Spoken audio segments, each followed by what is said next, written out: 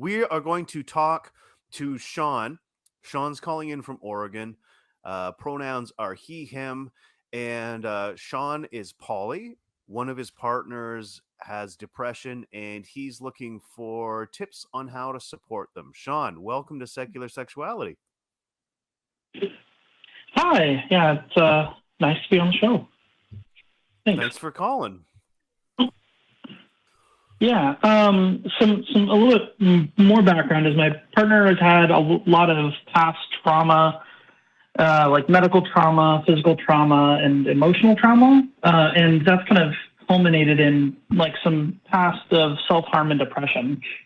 And recently, she actually got diagnosed with skin cancer, which is intellectually, it's really easy to rationalize that and be like, oh, it's really treatable and all these other things. But she's taken it really hard, partially because of some of that past medical and physical trauma that she's had to deal with.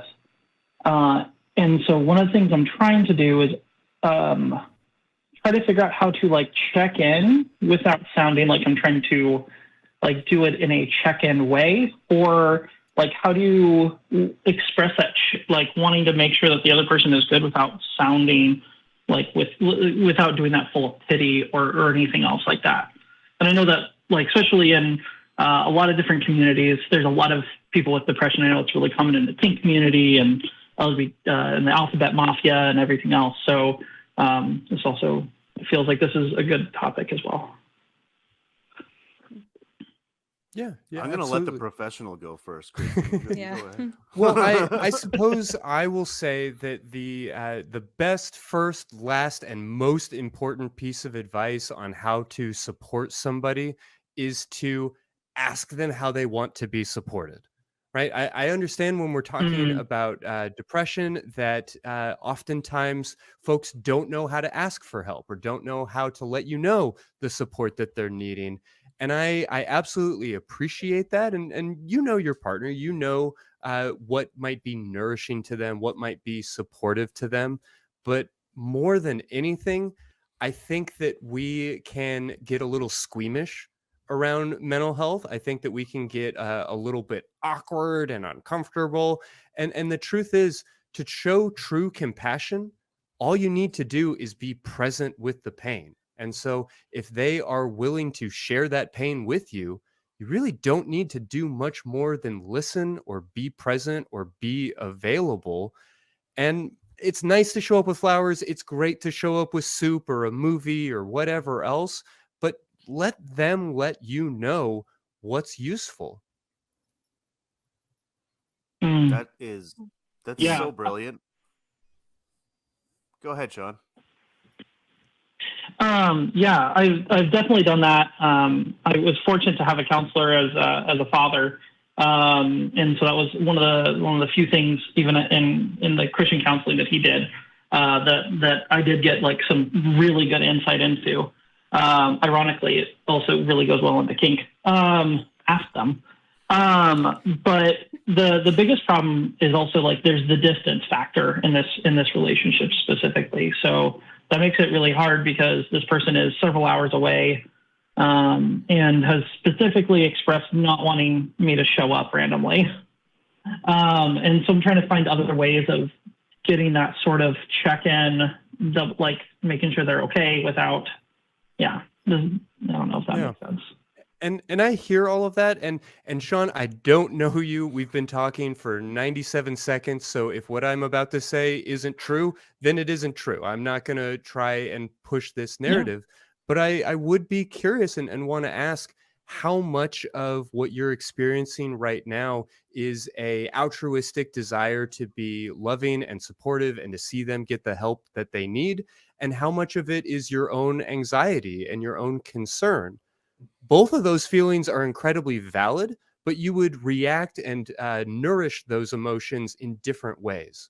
And so I would encourage you to honor their autonomy and to follow their lead. That doesn't mean that you just dismiss that nervousness that you may be feeling. Yeah. How would you deal with that second emotion? Yeah. Well, I think Christy's on to something.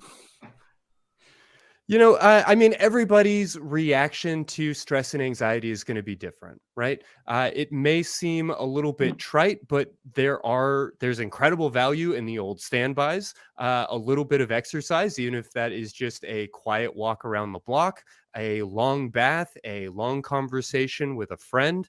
All of those are things that we can say very conclusively helps to sort of ground and reset our nervous system. Meditation, grounding Mm, exercises, all of these things that we know can sort of help relieve anxiety and calm the body. But also, drinking too much and watching bad movies and playing sports and video games and whatever else it is that fills your life, a lot of this is probably going to be around mindfulness, being intentional about how you let your mm, thoughts wander. I don't know all of the details, and we wouldn't be able to get into all of it tonight, but I imagine in mm, a polyamorous context that there may be some tension around how much time we spend together or when we see each other and when are you with me versus with them, and all of those kinds of mm. ambiguities can lead to some insecurity. And that's perfectly healthy and natural to experience. But I would encourage you to address those things head on internally rather than externally. And what I mean by that is if Mm. you feel uncomfortable because the world makes you nervous, you can't always change the entire world. Sometimes what you have to work on is nourishing those feelings. Yeah. And sometimes you need someone to tell you to do the things that you know you need to do. Yeah, I mean, people But pay me a lot of money to tell them to do the things that they already need to do. It's an occupational hazard. So yeah. it kind of sounds like to me, Um, Christy, that you're recommending that one of the best ways to maybe help their partner is to practice self-care as well. Yeah, yeah, very, Yeah. very much.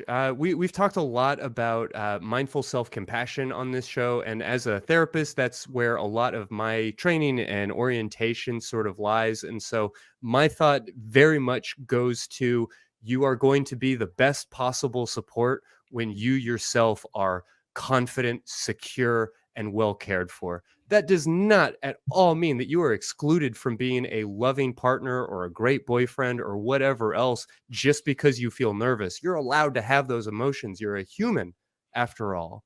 But Right. I'd encourage you to be present with those emotions, to remember that those emotions don't make you a bad person or a bad partner. They're just part of being a human being. And I'd encourage you to be tender towards yourself and to offer yourself the type of like nourishment and support that you need. yeah, that's super important. Yep. By Uh, the It's nine, I just love watching Christy work. It's amazing. Well, it's I it's know. much easier in this chair than that chair. Like Sean, I know that if all of these things were easy, that you wouldn't be calling, and Mhm. that's valid too. The fact that you're struggling doesn't mean you're doing a bad job. It just means that this is hard, and Mhm. that's okay. And if a little bit of professional support would be useful, then by all means, go and get that professional support. If you feel like now is a good opportunity to start to explore for yourself, what does self-care mean to me? Maybe that means learning how to meditate. Maybe that means finding a new yoga channel on YouTube. Maybe that means finding your favorite bath bomb. I mean, there's no right answer. If you are present with this feeling rather than trying to change the world because of this feeling, you'll know how to respond.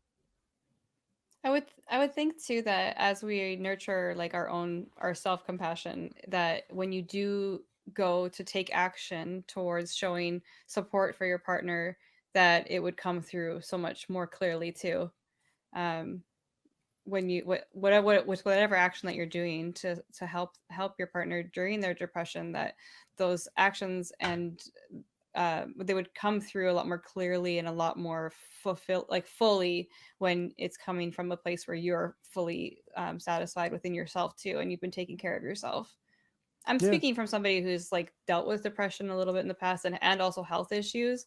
It's different when somebody is there offering you support, and it feels very genuine because they have the capacity to offer it, or if they're just trying to kind of kind of manage the emotions around it too. But Yeah, I mean, you said it yeah, earlier, Erin. Confidence is sexy, it and is. Yeah, so Shawn, I definitely and it don't want comes to leave through. you with the impression that you must be confident in order to be lovable, or that you No. need to like fix all of this, because again, these emotions are Mm. valid and they're real and they matter.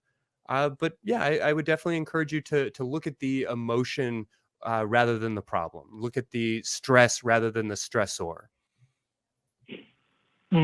Yeah, and that how self-care can make it so that you can actually take care of others as well. Absolutely.